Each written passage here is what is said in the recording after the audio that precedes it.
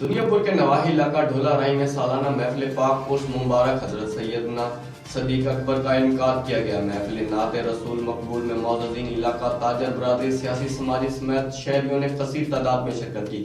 مزید دیکھتے ہیں ڈاکٹر کاظم عباس بلوچ کی اس رپورٹ میں۔ دنیا پور کے نواحی علاقے موضع ڈولا رائی میں سابق ناظم چودھری عباس جینگڑ، میاں اشفاق، رانا آصف اور عبد الغفار کے زیر اہتمام محفل نعت رسول مقبول صلی اللہ علیہ وآلہ وسلم کا انعقاد کیا گیا۔ محفل نعت رسول مقبول کی صدارت الحاج پیر ثانی سرکار نے کی۔ محفل نعت کا آغاز تلاوت کلام پاک سے کیا گیا۔ تلاوت کلام پاک پیش کرنے کی سعادت قاری اللہ نواز نے حاصل کی۔ شہنشاہ نقابت مفتی عبید الرحمن ثانوی نے نقابت کے فرائض سر انجام دیے۔ ثنا خوان مصطفیٰ، صوفی محمد اعجاز احمد و دیگر نے بارگاہ رسالت میں ہدیانات و کلام پیش کیے۔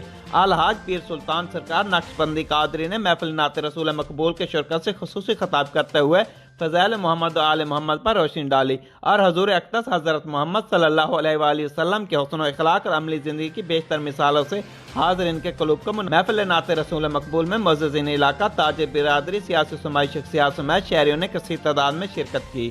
ٹیم کے ساتھ ڈاکٹر کاظم عباس بلوچ، راز نیوز وڈودرا۔